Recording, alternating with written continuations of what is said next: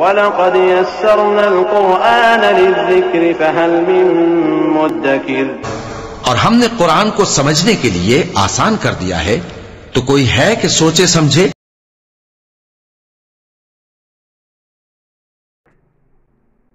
السلام علیکم ورحمۃ اللہ وبرکاتہ۔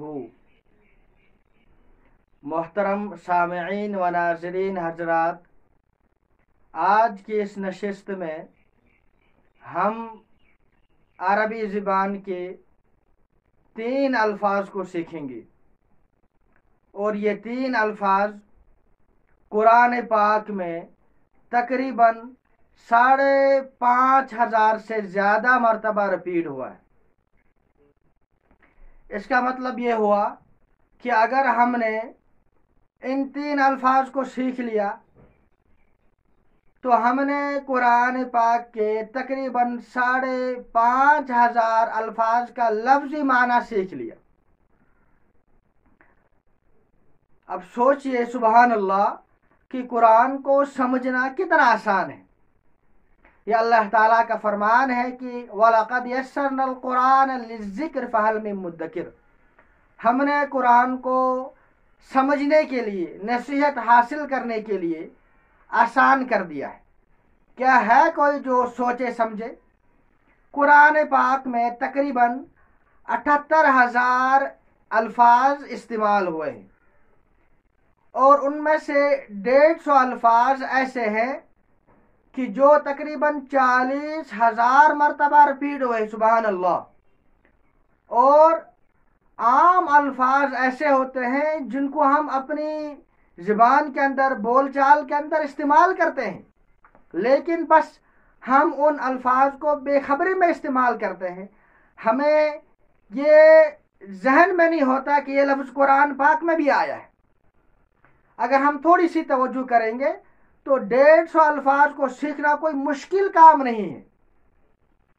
اگر ہم ہفتے میں 1 لفظ بھی سیکھیں گے تو یہ بہت ہی کم عرصے کے اندر ہم تقریباً نصف قرآن کو بہت ہی آسانی کے ساتھ ان الفاظ کا لفظی معنی اور ترجمہ سیکھ لیں گے۔ آج کی اس نشست میں ہم 3 الفاظ لیتے ہیں، اور یہ تینوں الفاظ میں نے تعوذ یعنی اعوذ باللہ سے لیے۔ ان میں پہلا لفظ ہے اللہ۔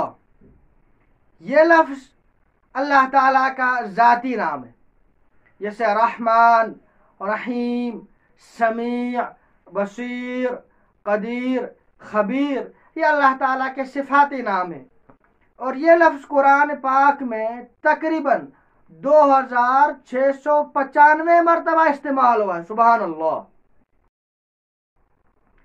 اور اس کے بعد جو ہمارا دوسرا لفظ ہے وہ ہے من، اور من کا مطلب ہوتا ہے سے، یعنی سے۔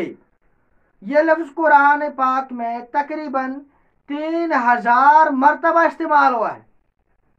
اب جب بھی ہم تلاوت کریں گے اور من آ جائے تو اس کا مطلب یہ ہے کہ ہمارے ذہن میں فوراً آ جانا چاہیے کہ اس من کے معنی سے ہے۔ عربی زبان میں من کے معنی سے ہوتا ہے۔ اور تیسرا لفظ وہ ہے شیطان۔ یہ ابلیس لعین کا نام ہے۔ یہ قرآن پاک میں تقریباً 88 مرتبہ استعمال ہوا ہے۔ اللہ اکبر۔ سوچئے اور سمجھیے ذرا کہ ہم نے 3 الفاظ کو سیکھا جو تقریباً قرآن پاک میں 5,500 سے زیادہ مرتبہ استعمال ہوئے،